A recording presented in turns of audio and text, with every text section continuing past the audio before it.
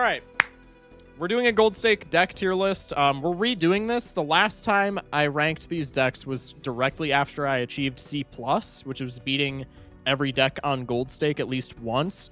So I was like a fresh gold stake gamer the last time I ranked these decks. And now that I have like probably 300 hours more of gold stake experience than I did back then, there are a lot, and I mean a lot, of rankings from that tier list that I just vastly disagree with, whether it's like my playstyle has changed or I've learned more of the meta or if I was just on crack. There's like a lot that I think needs to change about that tier list. So for the sake of like not spreading misinformation, I'm redoing it because I disagree with like half of my own ratings at this point. So we're doing it again. All right, let's get into it. So we're going to start with red deck. I think red deck is like the Cheerios of Bellatra. I think it's a very good controlled variable on what we base like every other deck on. Red deck is +1 discard, and that's the only benefit that it gives you. You unlock it at the beginning of the game. I think red deck is very inoffensive, and that's literally it. I think red deck is fine. 3 discards. I think the biggest thing about red deck is so there's one thing that we're gonna talk about quite a bit because I'm ranking these in the context of gold stake, and that is the -1 discard that blue stake and above offers you. If you don't know, you've been living under a rock or you're not super familiar with Bellatra, which is okay. We love noobs on this channel. Blue stake is getting a rework because of how aggressive the -1 discard is in blue stake and above. It's not that -1 discard makes gold stake harder. It's that -1 discard warps the entirety of gold stake around building pairs. Because when you only have 2 discards on top of disregarding blue deck gives you +1 hand, black deck gives you -1 hand, etc. and so on.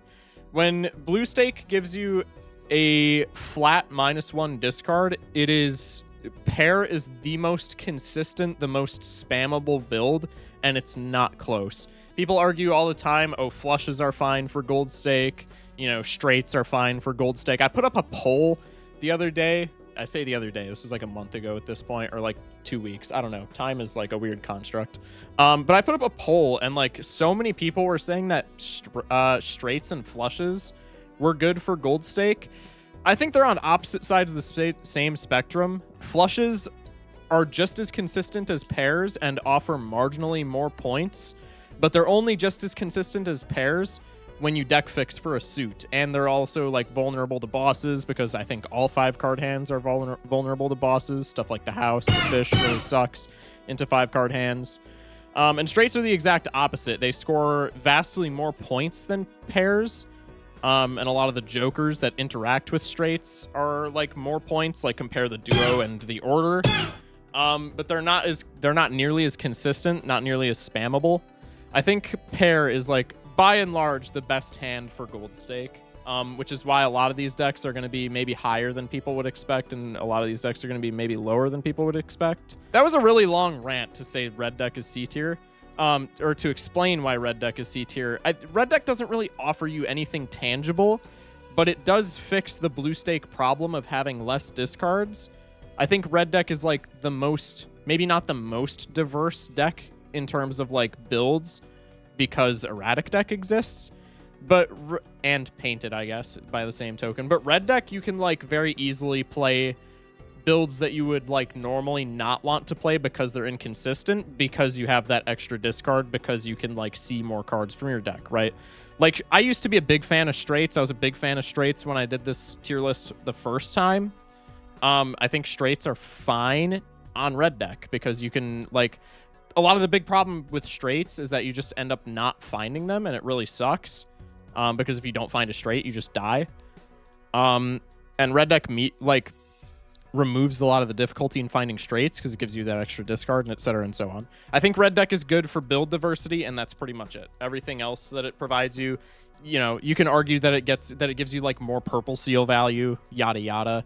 I think a lot of that is kind of grasping at straws, but it does offer a lot of diversity, which is kind of a breath of fresh air in gold stake, because 9 out of 10 runs, no matter what deck you're on, it's going to be pair gaming, and red deck can kind of stray away from that, which is pretty nice. On to Blue Deck. The first time I did my tier list, I ranked Blue Deck A tier instead of S tier.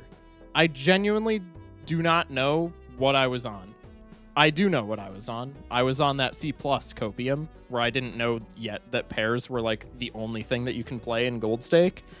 I don't know what I was on putting Blue Deck down here in A tier like he's a bum. Blue Deck is S tier, just inarguably. In a meta of Gold Stake where pairs are the way to go, you were on crack. I was on crack. In a meta where pairs are the way to go, Blue Deck gives you +1 hand. That's the same thing as Red Deck as far as like seeing cards in your deck. So in theory, Blue Deck is just strictly better Red Deck aside from like mail-in and stuff like that. So it's not strictly better, but it's way better Red Deck because the +1 hand lets you see the same amount of cards as Red Deck. So if you want to play the more diverse builds, you're more than welcome to on Blue Deck. But it's also +1 hand is +1 opportunity to score. So if you're spamming your pair builds, you're going to be winning more often. It's +$1 because hands left over at the end of rounds are money. So if you have +1 hand, you're getting more money. And it's the same thing with Yellow Deck, which I will also be putting in S tier, spoiler. When you have more money in the beginning of the game, that gives you more interest, and that snowballs into having better econ over the course of Gold Stake as a whole. Having more hands lets you scale you're scaling Molt Jokers, which are very important for pair builds. It lets you scale, you know, your Trousers more, your Grimbo more, your Ride the Bus more. I don't know what I was smoking putting Blue Deck at A tier instead of S tier last time I did this, but Blue Deck is the easiest S tier of all time. It is, like, especially so with this meta, but also just, like, in general, +1 hand is so strong. And it's also part of the reason why Black Deck is going to be ranked very low. Again, spoiler alert. It's such an incredible, like, it seems so simple, especially when you first start out. You're like, oh, Red Deck gives me +1 discard, Blue Deck gives me +1 hand. Cool, I get it. It seems like such a simple thing, but it is so incredibly beneficial to have +1 hand from the start of the game for the whole game. It's so good. It's so good. All right, Yellow Deck is along the same lines for like somewhat similar reasons, but like it's kind of different. Yellow Deck is also an S tier. Yellow Deck is an S tier purely because of consistency. It's not, you know, it doesn't give you +1 hand. It doesn't give you like any additional scoring value or anything like that. It doesn't allow you to see extra cards like Blue or Red Deck does. But +$10 at the beginning of the game, like I said when I was mentioning that hands are money with the Blue Deck, the +$10 at the beginning of the game snowballs so incredibly fast in Gold Stake. This will set you up for your entire run very early on. Very early on. If you have an incredibly good shop, like say you have Grabber in the shop along with like maybe a rare Joker that you want to take, you're going to have a lot of money in your ante-1 shop. So if you have like a very strong shop that you normally wouldn't be able to interact with as much on another deck, Yellow Deck is you're going to be sitting with like $20 going into the boss blind, assuming you didn't buy anything beforehand. So Yellow Deck allows you to like buy so much stuff in the early game if you have a very strong early game shop. But even if you just treat it like a normal deck and you're like buying one scoring Joker in ante-1 and then just moving on. All right, now that absolutely nothing happened to my recording software because I definitely wasn't low on disk space before I started the recording for this tier list. Yeah, essentially Yellow Deck just snowballs. It gives you versatility in the early game shops. If you have an incredibly broken shop, you can buy a bunch of stuff and that, you know, serves you well for the rest of the game. Or if you can just take the $10, you can get that juicy interest in the early game from it, and that snowballs to you having the econ to just continually, you know, it just snowballs very easily into you having your econ online for the entire run. There's a reason why people who do like super long Gold Stake streaks outside of Doc Spectred, because he's the GOAT. There's a reason why people who do like double-digit Gold Stake win streaks play Yellow Deck. It is so incredibly consistent in the hands of an even relatively competent player. It's not even funny. S tier, moving on. All right, this is another deck that made me want to redo this tier list entirely.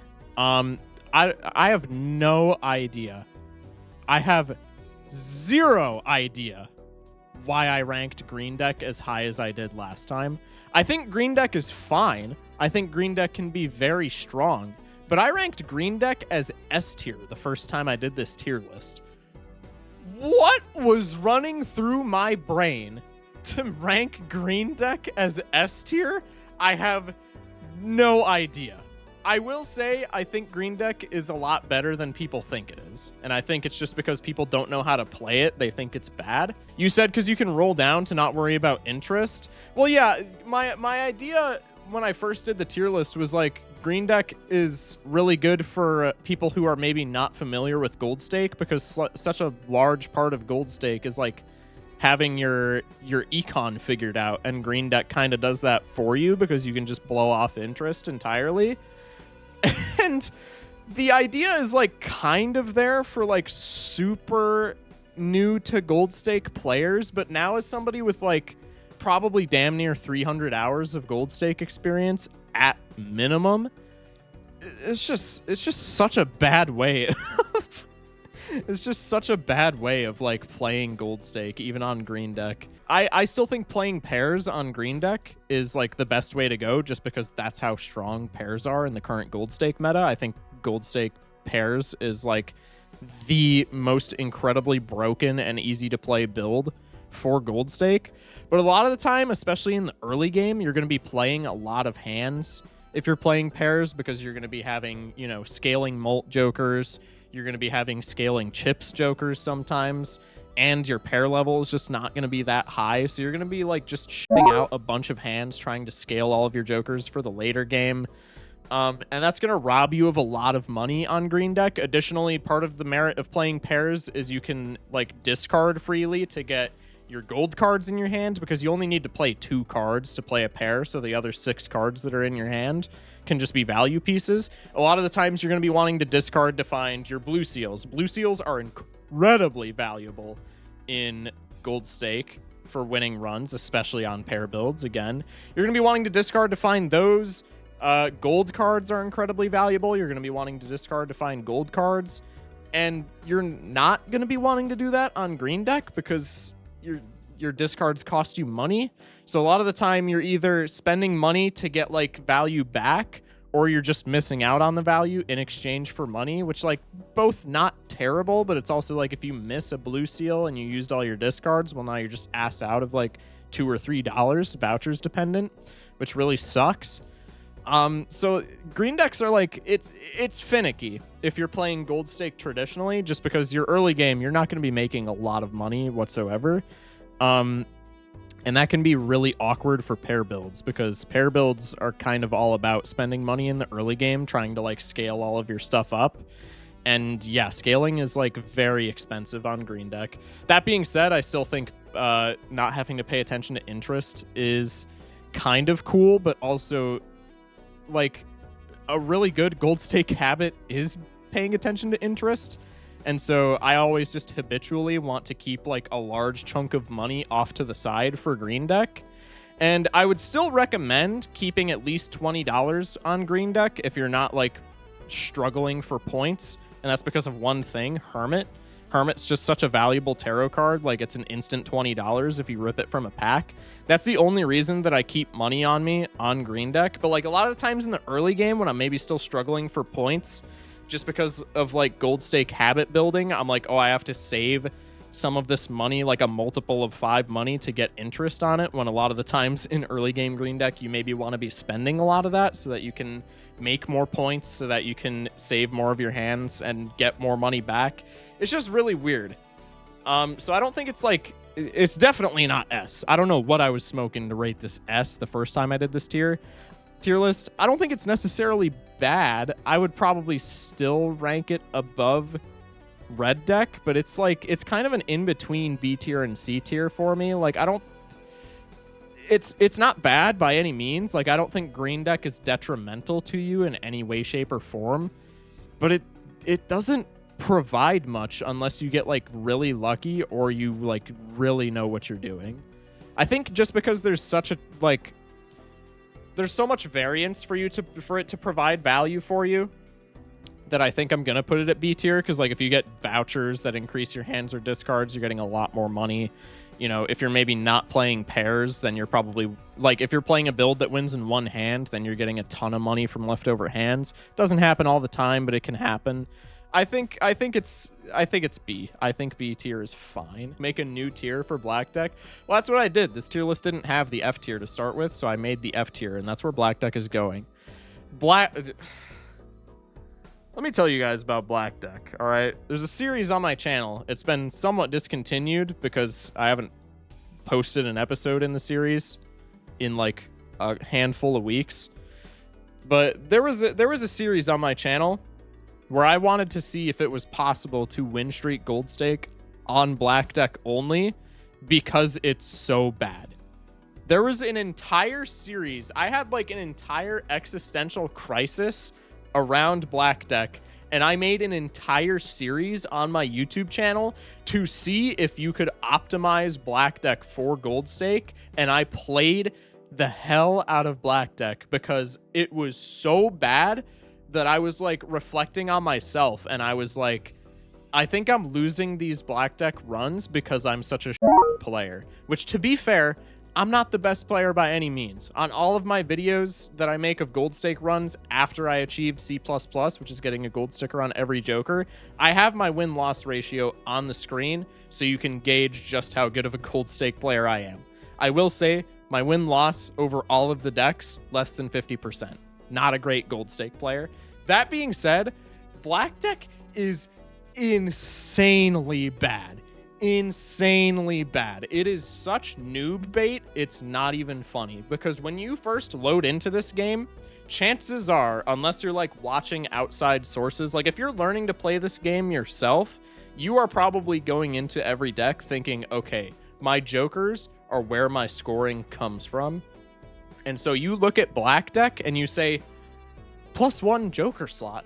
That's incredible. This was my exact thought process when I first started the game, when I was a young lad, like 8 months ago or whenever it was. I was like, +1 joker slot. I mean, yeah, -1 hand. That kind of sucks, but like +1 joker slot, the -1 hand doesn't matter if I'm just going to be blowing through the blinds in one hand. +1 joker slot, that's insane. How wrong everybody with that mindset was. Oh my goodness. This deck, +1 joker slot is really good. Don't get me wrong. +1 joker slot is fantastic. So they had to balance it with a downside that is the worst in the entire game. -1 hand, in the same way that +1 hand on blue deck and +$10 on yellow deck sets your econ up for the rest of the run very early on because your interest snowballs into more and more money, which you can spend on more and more strength and accumulate more and more money and so on. Black Deck does the exact opposite. It is so incredibly difficult to make money on Black Deck in the early rounds because you have to use more hands to get through the blinds, which results in you getting less money. You have less money to buy jokers with, which results in you scoring less, which results in you using all of your hands. You already don't have a lot of money because you use all of it to buy jokers so that you could survive. And it's just a vicious cycle. Like, unless you get incredibly lucky on Black Deck in the early shops, it's guaranteed death. It's guaranteed death. Shop 1 Riffraff is awesome for Black Deck, but how often does that happen? I will say that. One of the very conclusive things, you can look at Doc Spectred's win streak, his C++ win streak, to deduce this, and you can look at my Black Deck's win streak series to deduce this. I would even go as far as to say a Riffraff in Ante 1, or if you can make it there, Ante 2 on Black Deck, even if it's like Eternal, even if it's Rental, a Riffraff on Black Deck is guaranteed victory just because the extra joker slot is so broken. And like Riffraff is both scoring and econ, both of which you need on Black Deck. If you get an early Riffraff on Black Deck, you are big chillin'. The problem is, yeah, how often does that happen? And furthermore, like, -1 hand also lets you see less cards in your deck, which is really bad for the early game. I said it a lot in the series on my channel, which I'm going to continue to shout out. Go watch it. it's if you don't have any scoring jokers going into the big blind where you need 450 points, it's like a coin flip that you make it out alive. So like there's a lot of skill that goes into a lot of these runs. A lot of like new players to Balatro get frustrated because they're like not doing the right things, and then they say things like, oh, Balatro is all about luck and there's like very little skill involved. That's not true at all. But the one exception that I'll make to that is Black Deck. Black Deck, you can genuinely be the best player of all time, and if you get a bad ante-1 set of shops, there's genuinely nothing you can do. If you rip the first Buffoon pack in your first shop on Black Deck, and you see 2 Eternal Rentals, you're cooked. Genuinely. You can't win. And I think Black Deck is genuinely the only deck in this entire list that is like that, where if you get a bad start, you're cooked. You're dead in the water. There's actually just nothing you can do. The upside is fantastic, but because of the downside being so incredibly oppressive, you're almost never going to see the benefit of the upside. 9 out of 10 of your Black Deck runs are just going to die like pre-ante 4, which is really sad and why it has to go in F tier. And like, I think almost everyone would agree with that. Magic Deck. Magic Deck I'm not like super familiar with. I haven't played a ton of this deck, like even in all of my hours, but it's like really good. Like every time I do play it, it's simple, but like I'm kind of blown away by how great it is. I kind of want to put it A tier. I'm not gonna lie. Magic Deck is you start the run with 2 Fools and Crystal Ball. First off, I think Crystal Ball is really good. That's just kind of more of like a personal preference thing, but I love tarot cards and I love blue seals. Crystal Ball allows you to interact more with both of those. 2 Fools is additionally really good no matter what kind of run you're doing. If you're doing like, you know, if you find a shortcut early on, maybe you can crack you can crack a Saturn card, Fool for 2 Saturns, and then suddenly you're just blowing through the first like 3 antes without even trying. If you find a Hermit, that's just plus $40 on the spot, not including the Hermit that you cracked originally, which is like incredibly good. I think Magic Deck is super slept on, honestly. People in YouTube chat are saying Omen Globe faster. I don't like basing like decks off of tier 2 vouchers just because you're almost like never seeing them in Gold Stake because you only have the 8 antes, and like one of those antes you're probably not buying a voucher, ante 1. So I don't love basing stuff off of the tier 2 vouchers, but like, yeah, Omen Globe's pretty sick. The 2 Fools, there's like a lot of diversity that you can use them for. You can literally use them for anything that you need. If you're not scoring as much as you want, you can use them on Mercuries. If you need more money, you can use them on, you know, Hermits, Temperances. If you just need like any sort of jokers, you could pop Judgments. The diversity is there, and it's like not goofy diversity like a deck down further in the list. It's like diversity that you can actually like somewhat judge and be like, okay, I need this specific thing, so let me pop these Fools for that specific thing, and now I'm like much stronger. I think Magic Deck is so slept on. I feel like nobody talks about Magic Deck, including myself, because I don't play it a ton, but like every time I play it, dude, it's just a smash hit. Like it is so hard to lose on Magic Deck if you are using it efficiently. Obviously, if you're holding it for 2 Hermits every single time, you're probably gonna die. Not every single run. Like the plus $40 is insane, but not every single run is going to be at a point where, oh, we can hold these for the first like 5 antes, and now we found a Hermit, and now we could get plus $40. That's not efficient, but like there's just so much value that you can generate off of 2 Fools, and Crystal Ball is just like the cherry on top because you can tarot block more with it. You can harvest more planet cards from your blue seals. It's just so good. I don't think it's on the S tier range of generating value just because like there is a little bit of variance where if you get like bad luck in shops, you can kind of get cucked out of some value. But I think Magic Deck is fantastic with the amount of value it can generate. Nebula Decks. This is another deck that I wanted to redo this tier list because of. Green Deck and like Nebula Deck were like the 2 main things, and Plasma. Those were like the 3, that was like the trifecta of me wanting to redo this tier list, because those are the 3 decks where like my opinion of them has swayed drastically in comparison to what I thought it was when I first got Gold Stake on every single deck. I used to really not like Nebula Deck. I used to, when I ranked all the decks first, like initially, I put Nebula Deck below everything except Black Deck. Nebula was the only thing in D tier, and every single other deck was above it.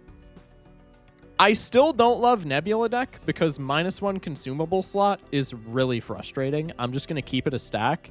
I love my tarot blocking. I love my blue seals.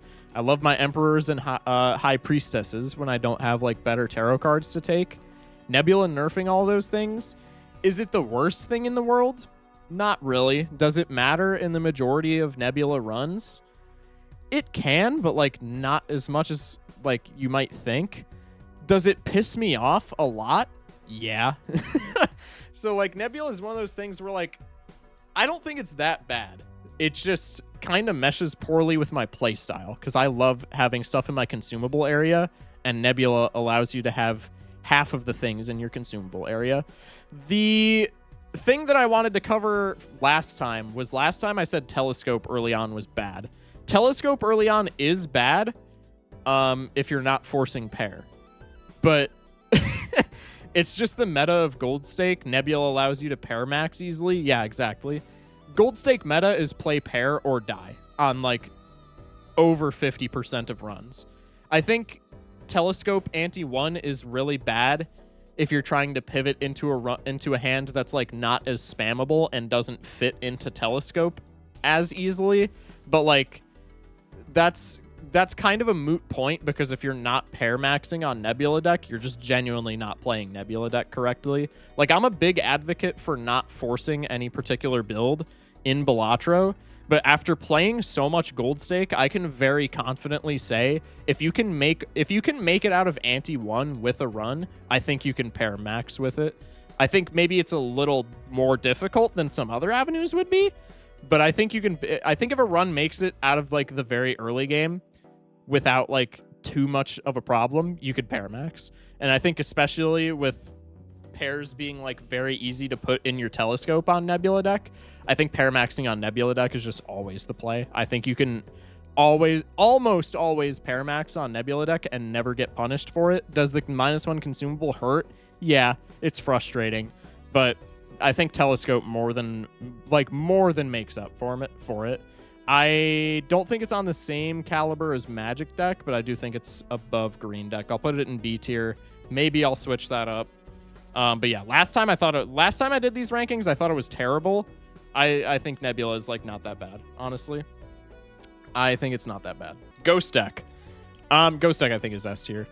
They're just like no ifs, ands, or buts. I think you could maybe make an argument for it being A, just because like it doesn't give you any advantage, like any concrete advantage outside of the hex. But like, again, 9 times out of 10, if you find anything that you can pair max with in your first shop, you're just hexing it. Times 1.5 molt. It doesn't sound like a lot, but it is. Later in the game, times 1.5 molt is really good. So like, even if you find something that's like that you perceive as like kind of shitty, like if I find a To the Moon on Ghost Deck, as long as like you can take that as a first pick and hex it, and as long as you don't get like giga bad luck with your future jokers, like you're happy about a To the Moon that's times 1.5 molt. Like I think To the Moon is pretty underwhelming usually, but like underwhelming polychrome jokers can become really fantastic jokers. Like I think Ghost Deck is really phenomenal. And then the cherry on top is if you get your econ straight, which you should be doing because you have more scoring because of the hex. If you get your econ straight, then you can roll into stuff like Immolate, stuff like Trance, stuff like that in the shop. Like there are a lot of spectral cards that are like pretty mid in the majority of runs. Like obviously if you find like an incantation or even like an Ankh is like very like there's not a lot of runs where you're gonna find an Ankh and you're gonna be like, oh my god, Ankh, that's so cool, let me take it. But like Trance, Gold Seal, Immolate, there's a lot of planet cards. There's a lot of spectral cards where like if you're finding them in the shop, you're just ripping them immediately because they generate a ton of value. I think I think Ghost Deck is just incredible. Free Polychrome Joker is already like really good. I would probably already rank it at like the highest of B or like low to mid A if it was just you get a hex card and that's it. But like also having the opportunity to run into other spectral cards in the shop, like I think it's fine. I think Ghost Deck is really good. Bad spectral cards can inflate the shop and remove possible good jokers. I mean, yeah, that's definitely something to take into consideration, but like how often is that happening? Like, and even if it happens like somewhat often, even then the amount of times where it's actually gonna matter, like that only matters if you get like an incantation like ante 1 or 2. Like that only matters very early on, and also if you have like bad luck already. Like I think the amount of times where you're going to be really happy to see a spectral card in the shop is going to vastly, and I mean vastly, outweigh the amount of times where you see a spectral card in the shop and you go, oh man, I didn't want that to be there. Many times you sell the hex. I'm not going to lie. If you're selling the hex on Ghost Deck, I don't think you're playing Ghost Deck correctly. Like, I'm just going to keep it a stack. I think unless like everything that you find has like some kind of sticker, like I think the instant that you find either an eternal joker or a stickerless joker that's like even remotely good, I think you just pop your hex immediately. Polychrome jokers are like, even if they're really underwhelming, like Polychrome Delayed Grat goes crazy if you pair max, and Delayed Grat is a joker that I would rank like low C tier at absolute highest. But like if I find a Delayed Grat first pack and it's even if it's eternal, I'm just hexing that John and then moving on with my day. Like Polychrome is a lot more powerful than a lot of people would give it credit for. Not in the early game, so I kind of hear you for that, because Polychrome kind of sucks in the early game. I'll just keep it a stack. But like I think you should always just throw hex on literally whatever you find in like your first shop in Ghost Deck. I think if you're keeping your hex into ante 2, unless you have seen absolute unplayable garbage, I think if you're keeping your hex into ante 2, you're selling already. I'm just gonna keep it a stack. All right, Abandoned Deck is next. This is another deck that I think is auto S tier. Abandoned Deck, I talked about this briefly the first time that I ranked the decks in the first tier list. A lot of like, this is again like a noob situation deck where like a lot of noobs are gonna see this and be like, no face cards, that's garbage, dude. All of the best like photo chat, bro, I can't photo chat on this deck. Like all of the best builds in the game revolve around face cards, and I think that's inarguable. All of the best builds in the game do run around face cards. So a lot of noobs are probably gonna see this and be like, I can't photo chat, I can't Baron Mime, dude. What is this, garbage? And that's just like absolutely not the case. Starting with 40 cards, regardless of your face cards being ripped from you, does that kind of suck? A little bit. But starting with a 40 card deck as opposed to a 52 card deck is so incredibly broken, it's not even funny. Even if you just pair max on this deck, which I wouldn't even recommend that much. I know I've been yapping this whole time about pairs are the meta. Pairs are the meta. Abandoned Deck is kind of the exception, because Abandoned Deck you can like very easily pivot into like harder to play builds on Abandoned Deck. With 4 hands and 2 discards, that allows you to see what, 25 cards right before you play your last hand. And then you get to see 8 more cards on top of that because of your opening hand, assuming you have like base hand size. So if you cut 7 cards from your deck in Abandoned Deck with no other vouchers or anything providing you extra hands or discards, if you cut 7 cards from Abandoned Deck, you can see your entire deck. And that makes builds like 5 of a kind, like flush 5, stuff like that, incredibly consistent to play. And even like just having a lower base amount of ranks in the game, 3 of a kind, I've played a lot of 3 of a kind on Abandoned Deck. Not on stream necessarily, but like on my phone I was fumbling with Abandoned Deck. I would argue that 3 of a kind is pretty much just pairs on Abandoned Deck. Is it as consistent? Obviously not, because you're going to be top decking, especially on Abandoned Deck, you're going to be top decking pairs without even having to try. But like 3 of a kind is pretty damn spammable on Abandoned Deck. Like having a smaller deck is just, it's a lot better in a lot of ways that you might not understand. It makes builds way more consistent. You see enhanced cards more because you have, you know, a smaller deck. You have a bigger density of enhanced cards. If you have like 3 blue seals in a 40 card deck, you're going to be seeing them a lot more than if you had 3 blue seals in a 52 card deck. You're going to be able to play those big hands because you can see your whole deck. I just think Abandoned Deck, does it like turn off photo Chad? Yeah. Not necessarily though, because of my video that I posted, I think yesterday, or maybe, no, it was definitely yesterday. It doesn't even necessarily turn off photo Chad, but like, does not having face cards suck like this much? Yeah, it sucks like a little bit. But the reward that you get in return for not being able to play photo Chad is just so incredibly nasty that like that does not matter whatsoever. It's the same thing that we talked about with like Ghost Deck, where like, does a spectral card sometimes block the shop? Yeah. Is there sometimes going to be a run where your very first shop is like Faceless Joker, Scary Face, or like Photo Chad in the same shop? Yeah.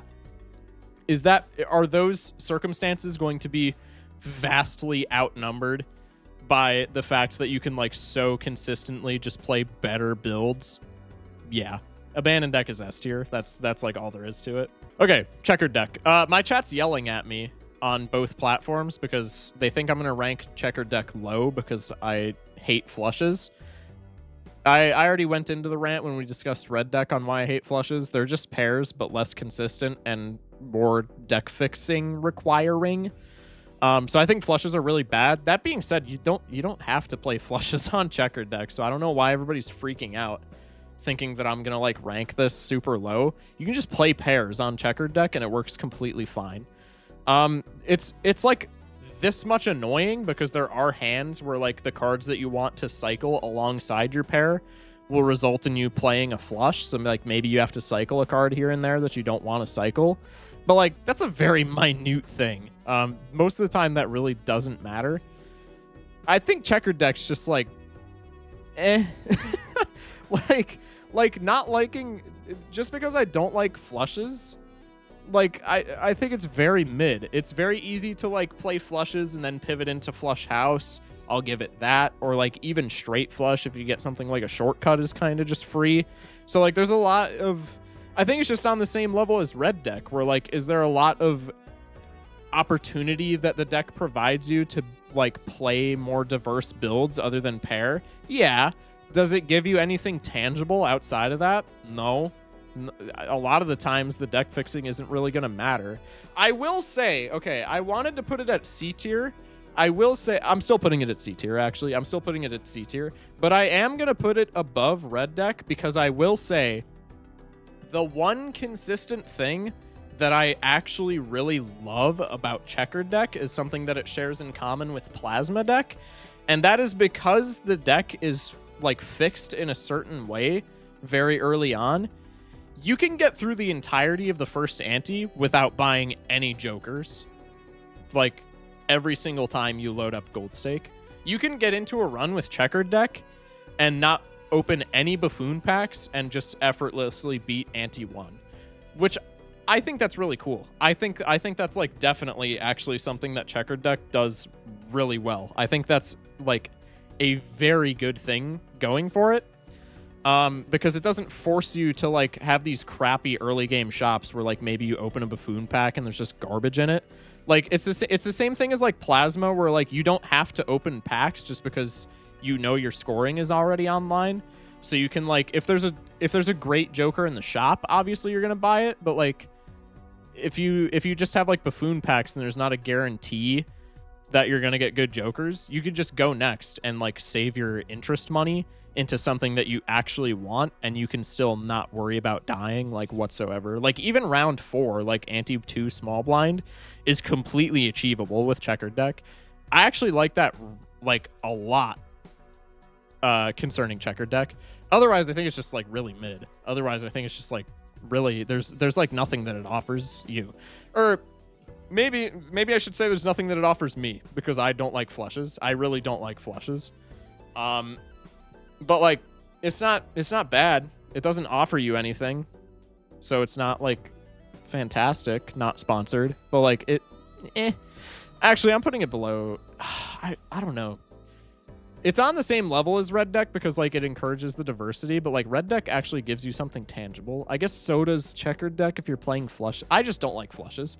This is my tier list. I'm putting it below red deck. A lot of people would probably put it above red deck. A lot of people would probably put it in B or A tier. That's just not how I play. I hate flushes. Anyway, we're moving on. I ranked Zodiac Deck as A last time I did this. I disagree. I think Zodiac is good. I think it's not that good.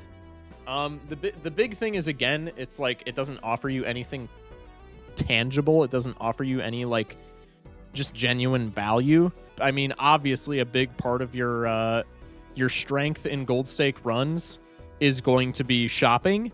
And Zodiac, the way that the vouchers interact with each other, I haven't actually fact checked this, so like somebody maybe feel free to quote me on, or feel free to not quote me on this, or like fact check me when the YouTube vid comes out or what have you. But the way that Overstock and the other two vouchers interact with each other, I'm pretty sure this just amounts to like you see the same like frequency of things in the shop as you normally would, if that makes sense. Like you get the Tarot Merchant voucher, which is ×2 tarot cards in the shop. You get the Planet Merchant voucher, which is ×2 planet cards in the shop. But I'm pretty sure with the way that Overstock interacts with those, it's essentially just like having 3 slots in a default shop. Somebody could fact check me on that because I could be wrong, but I'm pretty sure the way it ends up working out is it's essentially just a default shop with 3 slots. But yeah, so like shopping is cool, and I love shopping. I think if you're not re-rolling in your gold stake runs, you're doing something wrong. A lot of the strength of any given build is going to be in times molt, and very seldom does times molt just fall into your lap. So I think re-rolls are very important. I think seeing stuff in the shop is very important, but like it doesn't really it doesn't do anything tangible to like give you more strength. It's just kind of like, oh yeah, you get to see more things in the shop, but like if your shop is still buns, then your shop is still buns, right? Like I don't know.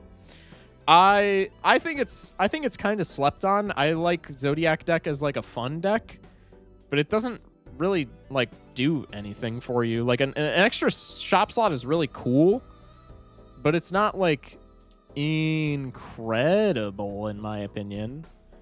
I don't know. I think this is B tier just because like I think seeing another shop is like more valuable than the stuff at C tier.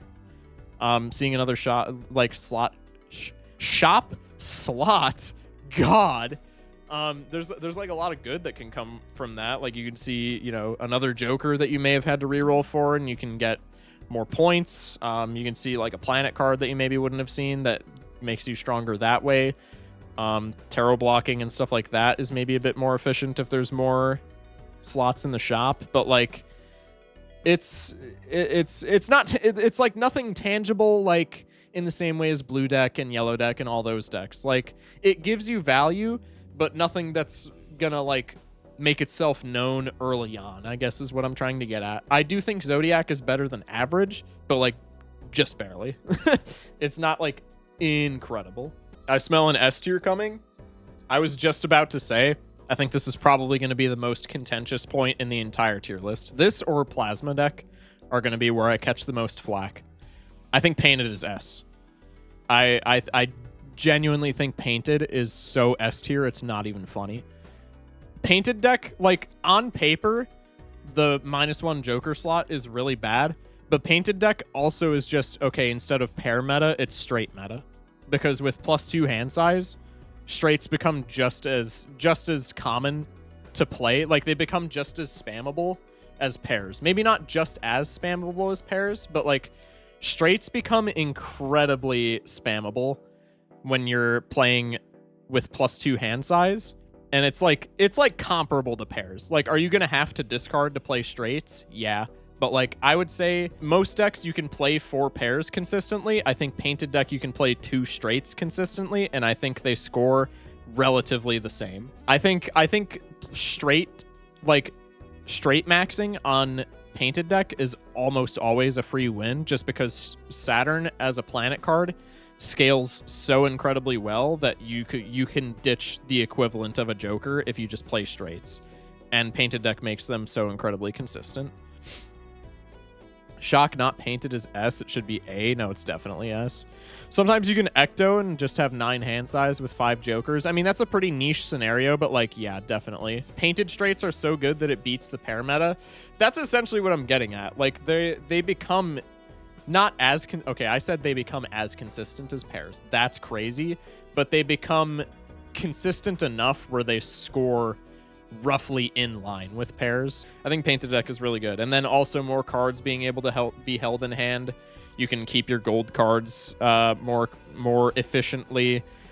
Steel cards can also be a really cool way of, you know, scoring enough points, because if you're playing straights, then steel cards, instead of being like essentially a +6 on pairs, on straights, they're going to be like a +15 or 16, which is kind of incredible.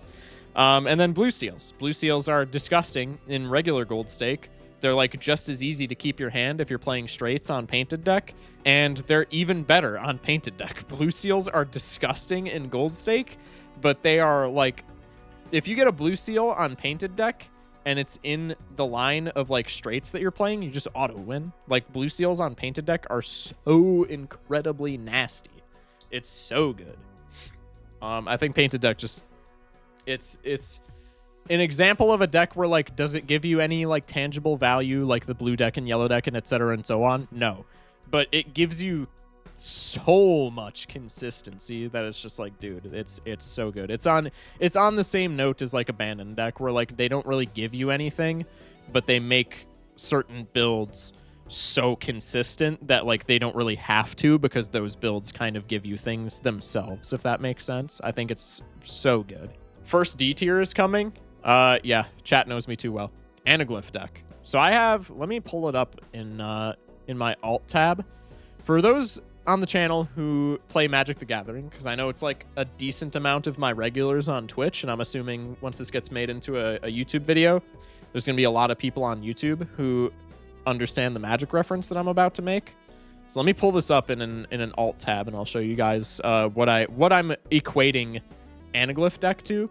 Anaglyph deck is very much the equivalent in Balatro of a win more card in Magic the Gathering. And a win more card is like something that when you play it, it's going to give you immense value, but only if you're already ahead. So my example of this for Magic the Gathering, for all of the MTG nerds in chat, is Thousand Year Storm. Thousand Year Storm is a 6-cost card. It's a 6-cost enchantment that says whenever you cast an instant or sorcery spell, copy it for each other instant and sorcery spell you've cast before it this turn.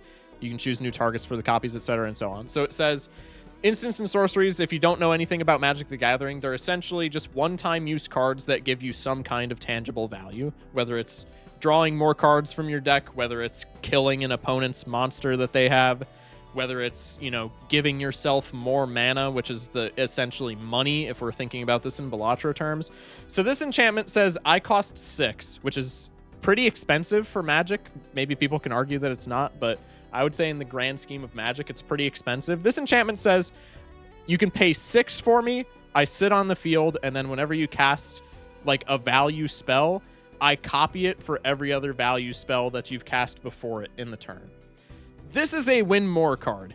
If you are casting this for 6 mana, and then on top of that, you are either strong enough to wait another turn to play spells to get value out of this, or on the same turn, you are rich enough to play the spells to get immediate value out of this, is this generating you a ton of value? Yes. Can you only do this if you are like so far ahead of everybody else at the table it's not even funny? Yes. That's exactly how I feel about Abandoned Deck as a whole. When you say win more card, you mean like snowball? It snowballs, but not in the same sense as like Yellow Deck. It only snowballs if you're ahead, right? So like Anaglyph deck is very akin to Thousand Year Storm in my mind. There's a lot of things that you can do with Anaglyph deck that generate you a metric assload of value. If you take an orbital tag on the planet card that you are playing the hand of, like if you take a pair orbital tag and you level up your pair by like 15 levels, that's incredible. If you take a negative skip in the late game and you get like 7 jokers out of it, you know, negative skip, not that good.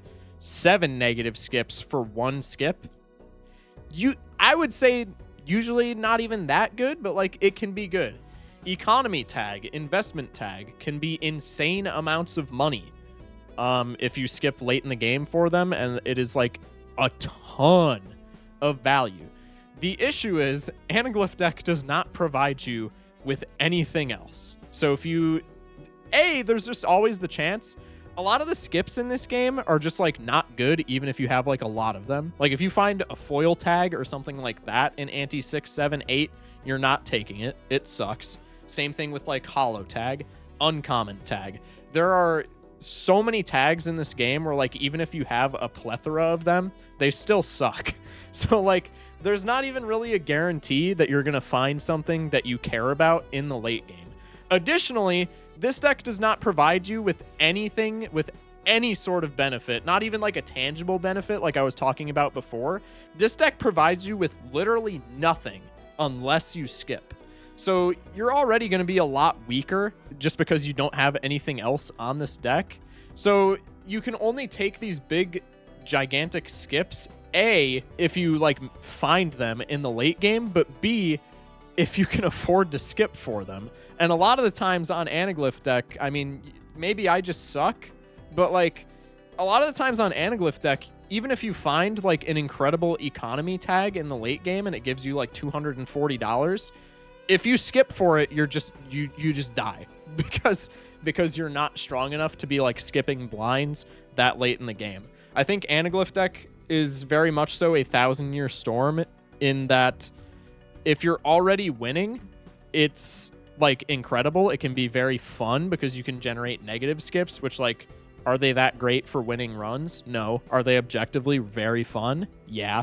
If you're already strong enough to be taking skips, you can be taking these big, like hundreds of dollars econ skips, and that's like broken and just solidifies your win even more. But like, if you're scraping to get by and you need something that's gonna like generate you points or generate you money or something like that, the Anaglyph Deck is just not giving it to you. Like if you're struggling to get by and you see a really good skip, you just can't take it because then you go into the next blind and chances are you just die because you can't make the score. I think Anaglyph is really bad. I think in 9 out of 10 runs, it provides you with genuinely nothing, whether it be because it just actually provides you with nothing because all of your skips are bad, or because it provides you with nothing because you have all of these double tags and you just can't use them because you're not strong enough. I think Anaglyph is really bad. It's going in D tier.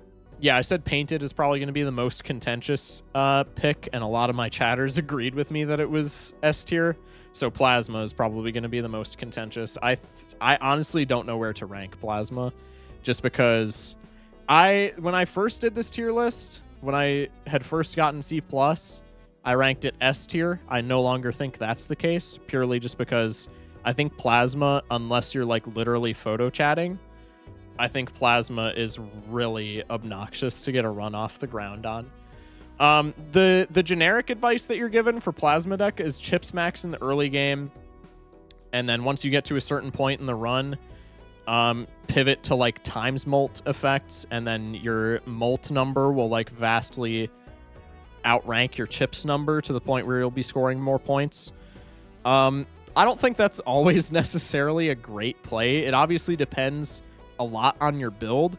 Plasma is like the one deck besides Painted and maybe Erratic on like 5 out of 10 runs where paramaxing is like not a good idea, just because Mercury cards don't give you a lot of molts, so it's like harder to pivot into that X molt like pivot, but they also don't give you chips, and like a lot of the times chips maxing into the late game seems to be fine on Plasma. Like I talk about this a lot with my chat. Doc Spectred says that you should just chips max on Plasma for like the entire game, as opposed to pivot X-Molt, because pivoting X-Molt is not always like attainable because you need a lot of X-Molt to be able to pivot into it. And I think that's the case. The more I've played Plasma after hearing that, the more I've tried to chips max and the more successful I've been on Plasma. But because you want to be chips maxing, you don't want to be playing pair. And so Plasma encourages you to play less successful builds with pretty much no reward, because you're going to be scoring, like, once you take into account the fact that it scales the blinds by double, you're going to be scoring like relatively the same amount. So it's essentially just, hey, now instead of it being a pair meta, it's like a 2-pair meta or a straights meta. Oh, but if you don't get those, you die. Which it's like you're just playing less consistent builds to stay alive. Which is not always like the worst thing. Like I think 2-pair is like marginally less consistent than pair, but like a lot of the times on Plasma Deck, if you get like an Odd Todd or like an Arrowhead or some kind of like chips on score, you're completely fine to play 2 pairs.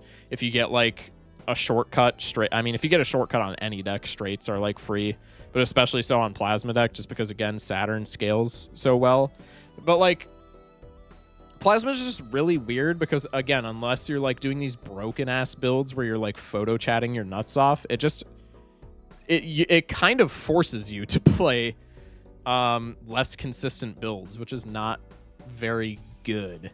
So I kind of want to rank it lower because of that. I like the effect of it balancing score is like really strong in a nutshell, and why I ranked it S tier the first time I did this when I was like far less experienced. But like it's just so hard to even for like I'm not the best gold stake player by any means, but like I have a lot of hours in this game, and even for me it's like really hard to judge for like it's really hard to judge like what the hell should I be doing in this Plasma Deck run. So I don't think I can give it any higher than C, just because like its effect is really broken, but it's also just like it's not user friendly whatsoever.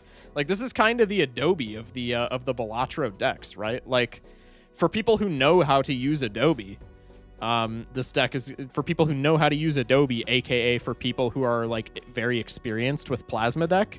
It's going to be probably the easiest win of all time, right?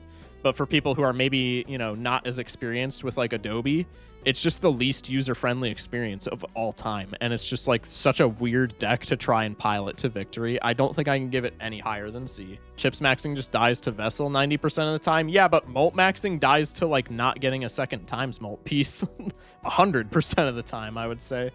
So it's just kind of like pick your poison. I think Erratic is also C tier. I think maybe it's B tier just because like, I don't know. Erratic Deck is really weird to me.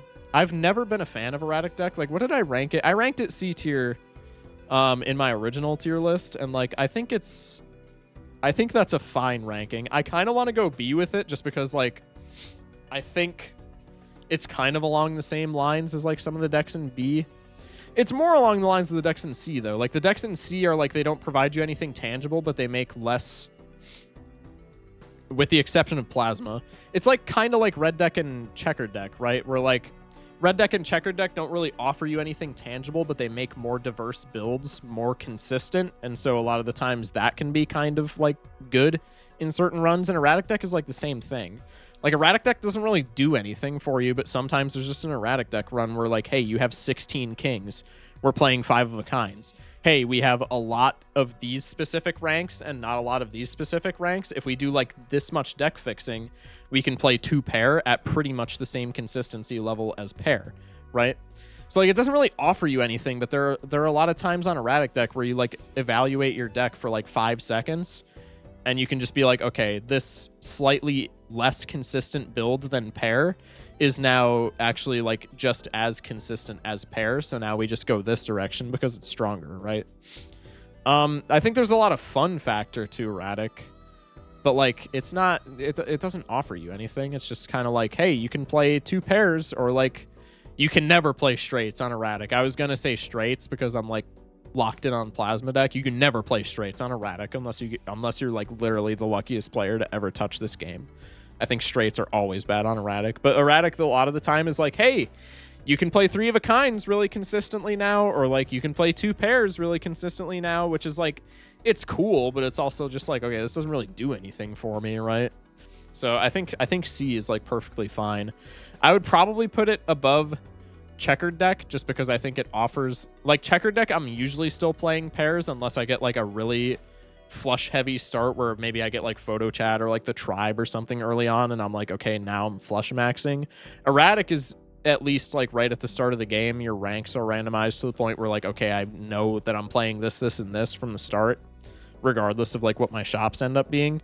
So like I think it's above Checkered, but like it's still in like a really weird position where like it doesn't do anything. It's just like kind of silly. I don't know. All right, and last deck, Challenge Deck. The last time I did this tier list, I just put it at S tier because I had played like one challenge and I was like, oh, it's kind of cool, and like Challenge Deck is gimmicky, so it goes up here. I'm gonna keep it a stack. I'm probably gonna get a lot of shit for this take as well. I think Challenge Deck is D tier. I can list off the top of my head the challenges that were fun. Jokerless was fun because I did it on my first try. I think if I was maybe somebody who like didn't get as lucky in Jokerless, and it took me like 20 tries, it probably wouldn't have been as fun. The last 3 challenges were like the only ones that were remotely challenging because I did most of the challenge decks while I was doing C++. So like challenges being locked to white stake when I had just been grinding gold stake. Like a lot of the challenges we just kind of like fiddled about and we kind of treated it like sandbox mode. But like challenges, the first one sucks. I'll just go through all the challenges and I'll like see which ones are fun. Balatro Wiki. Like what I'm getting at is like not a lot of the challenges ended up being that fun or interesting purely because they're on white stake, and like white stake is kind of a free win. Maybe if I had done them before I like did C+ or something, maybe if I had done them before I started grinding gold stake, I would feel a lot different. But like as somebody who played a ton of gold stake before I did challenges, like I'm just looking at all of these. The Omelet kind of sucks. Rich Get Richer kind of sucks. On a Knife's Edge is the worst challenge of all time. 15-Minute City, I don't even remember. So that tells you how cool it was. X-Ray Vision's annoying. Mad World. Okay, Mad World was actually kind of fun. So that's one. Mad World was kind of fun. Non-perishable can be challenging, so I'll put... I still don't really like it, but I'll put non-perishable in there. Medusa is fun. Double or Nothing sucks. Double or Nothing's a nothing burger. Typecast, kind of the same thing as non-perishable. Seems kind of lazy. I didn't really like Typecast. Inflation was challenging. I'll give it Inflation. Bram Poker, mid. Really annoying, not gonna lie. Like fun challenge, but like pretty damn easy. Fragile was really fun. I'll give it Fragile for sure. Monolith kind of just ended up being the same thing as Medusa, but like with an obelisk, which like who cares? That one kind of sucked. 5-card draw was fun, but it was also like the freest thing of all time, but it ended up just being like goofy fun, so I'll do that one. Blast Off was really fun. I'll include that one. And then the last 3 are like challenging, so I'll include those. So out of the 10 challenges that are in the game, out of the 20 challenges that are in the game, 10 of them I think were fun. And that's a 50%. I should be putting Challenge Deck in F tier, but like a lot of the fun challenges are really fun, so I'll give it D tier. But like, yeah, a lot of them are just very forgettable, very like not that fun. It's just like, oh, you can't do this specific thing, and it's like, okay, well, I've been playing Gold Stake for like 1,000 hours, not really, but like I've been playing Gold Stake for like forever, and this is White Stake, so all of these challenges, no matter how restrictive, unless they're like Jokerless or like, you know, Inflation or something like that, a lot of these challenges are just like, all right, well, I'm just like playing a goof build until I get photo chat and then just auto winning, which is like not that fun. IMO. I think a lot of the challenges would be a lot better. If so many of them weren't, I guess not so many of them, because there were only like a couple that were copies of each other, but like there are a couple where it's just like, this is literally the same challenge, but like with this much different. But also I think the challenges being locked to White Stake defeats a lot of the difficulty that a lot of them have. Again, maybe if I had done the challenges earlier on in my Balatro career, I would feel a lot differently about them, but just like a lot of them were just pushovers. Like even out of the ones that I thought were fun, like literally all but maybe 2 of the challenges were pushovers, maybe 3. So yeah, I just think Challenge Deck is like very forgettable, very like, it's okay. It's fun the first time, but like I would never, outside of like Jokerless and like maybe one or two of the other ones, I would never feel the need to play any of the other challenge deck runs ever again. So yeah, that's the whole list. Thank y'all for watching this YouTube video. Smash like, love y'all. Join the Discord down in the description, and also I stream damn near every day at 11 p.m. Central Time. So if you want to watch me, you know, play Balatro or whatever else we might be playing at the time, join up.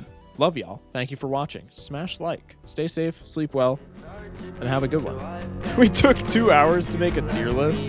Yeah. Chat, remember at the beginning of the stream when I said, oh, this is going to take an hour max? I try so hard to be the bigger man.